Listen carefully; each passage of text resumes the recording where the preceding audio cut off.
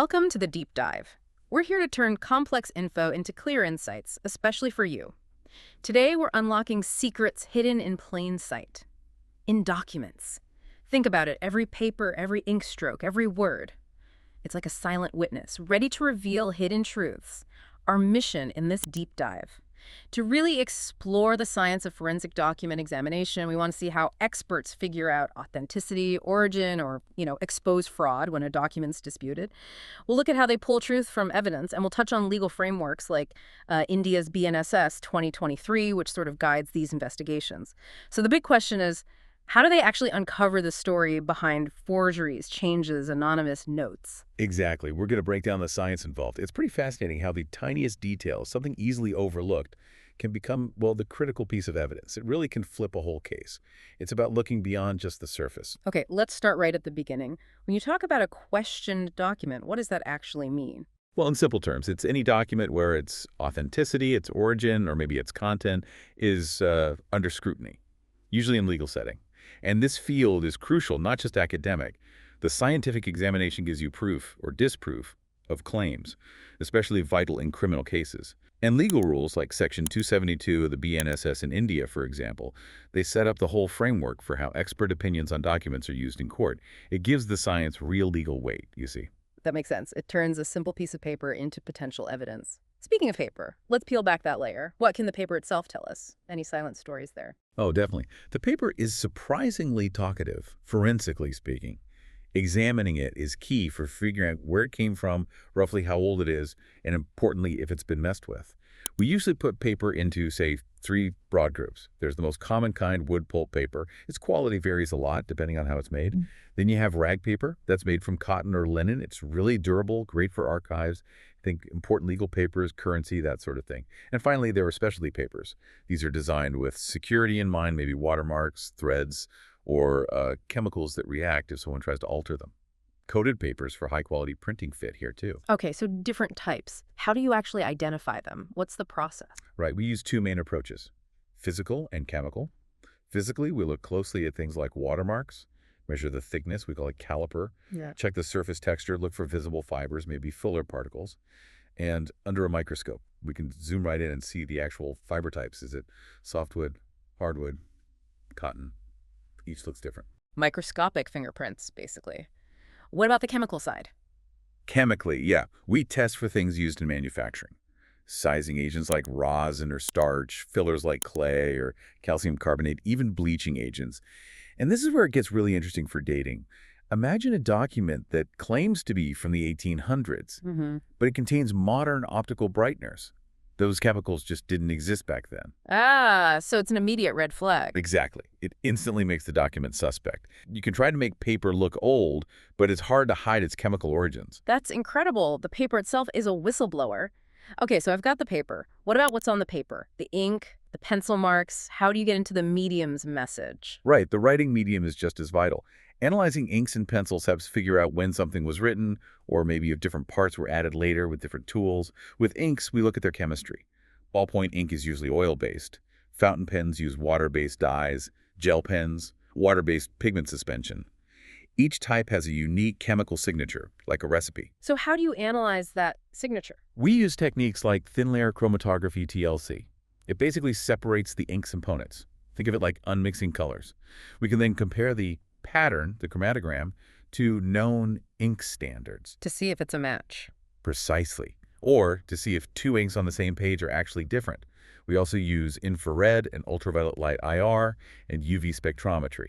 That can show differences even if inks look identical to your eye.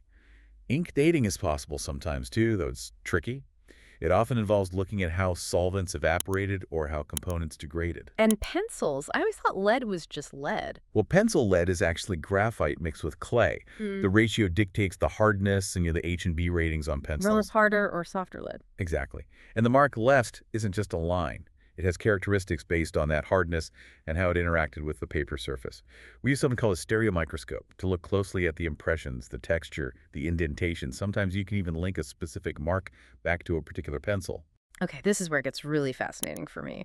We've covered paper, ink, pencils, but now the human element, handwriting. It's often called a fingerprint. Why is it so unique? So hard to perfectly fake. What's the secret? You nailed it. Handwriting is a complex motor skill we develop over years. It becomes deeply ingrained, almost subconscious. That's what makes it so personal and so hard to imitate perfectly.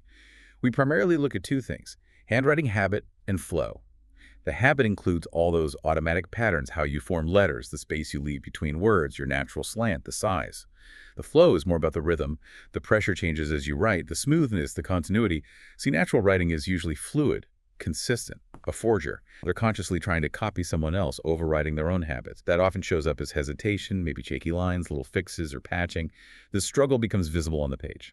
Even if they try to disguise their own writing. Especially then. With disguised writing, someone deliberately changes their style. Maybe the slant, the size, or they use their non-dominant hand. But, and this is key, while they might change the superficial look, those deep-seated subconscious habits often remain. Things like the way they apply pressure, the speed variations in strokes, their fundamental motor memory, those are much harder to hide. We look for that inconsistency, that lack of natural rhythm. It signals effort. So how do you actually compare them? You need something to compare to, right? Absolutely. The foundation is meticulous side-by-side comparison. The question writing against known, genuine samples, we call these exemplars. We look for numerous unique characteristics, what we call points of identity. It covers everything: how letters are formed, their relative proportions, how they're connected, or if there are breaks, natural pen lifts, how the writing sits on baseline, and crucially, things like slant, spacing, and pressure. Those last three are often incredibly revealing about an individual's unique style. So getting those known samples, the exemplars, is critical. And it's interesting that legal systems like the BNSS we mentioned actually empower police to get handwriting samples for comparison. Exactly. Those samples are vital. We generally use two types. Collected samples are documents written during normal life or business. Things like checks, letters, diaries. These are often best because they show natural, undisguised writing. Then there are requested samples. These are written specifically for the investigation, usually under controlled conditions. They're useful for direct comparison, but we have to be alert for any attempts at disguise while they're being written. Okay, so with all these comparison techniques, how does this apply specifically to forgery? How do you spot the different kinds of fakes? Right, forgery isn't just one thing. There are different methods, and each tends to leave different clues. You've got simulated forgery. That's where someone tries to copy or draw a genuine signature looking at an example. Trying to trace it visually. Sort of, yeah, freehand copying. We detect it by looking for signs of unnatural slowness, hesitation, maybe pen lifts in weird places, just a lack of that smooth, natural flow. Then there's traced forgery. This is more direct tracing, maybe using carbon paper or holding it up to a light source.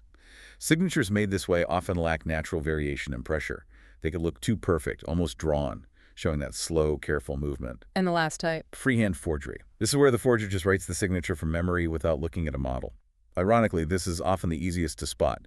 It usually lacks the unique characteristics of the real signature and, well, the forger often accidentally puts in their own writing habits. Beyond faking a whole signature, what about smaller changes, like adding a zero to a check or erasing something? Yes, the more subtle manipulations.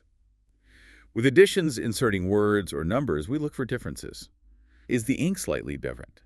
Does the handwriting style change abruptly? Is the alignment off? For erasures, where text is removed chemically or physically, well, chemical erasures can often be seen under UV or IR light. You might see residue or even the faint original writing. Physical erasures, like rubbing something out, that damages the paper fibers. Under a microscope, you could literally see the abrasion, the disturbance. And alterations. Alterations are often a mix of these, maybe erasing part of a number and writing over it. We analyze all the elements, the erasure, the new ink, the handwriting, to piece together what happened. And this analysis isn't just for handwriting. We look at other things too, like seals and rubber stamps. Each one gets tiny, unique flaws from manufacturing or use. We compare the imprint microscopically to known stamps. It's like a fingerprint for the stamp. What about typed or printed documents? Definitely. Old typewriters. Every machine developed unique flaws, worn keys, misalignments. They leave a distinct signature. We can sometimes link a document to a specific machine. Modern printing, too. Laser printers, inkjets.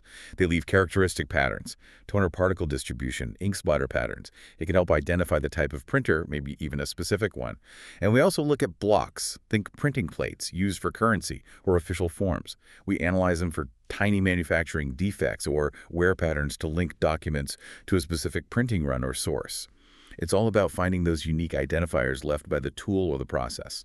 Wow, what an incredible journey we've just taken, from paper fibers and ink chemistry all the way to subconscious handwriting habits and the tiny clues left by stamps or printers. It really shows how everyday objects, these documents we barely think about, can hold such critical forensic information. It's absolutely fascinating. Every tiny detail, something you wouldn't look at twice normally, can potentially be a piece of the puzzle.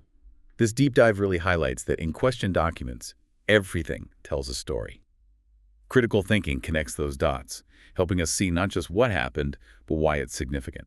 So maybe the next time you handle a document, a contract, a note, even just a receipt, take a second. Consider the invisible stories it might be holding. What secrets could your everyday papers reveal? And how does knowing all this change how you look at the truth presented on paper? Something to think about.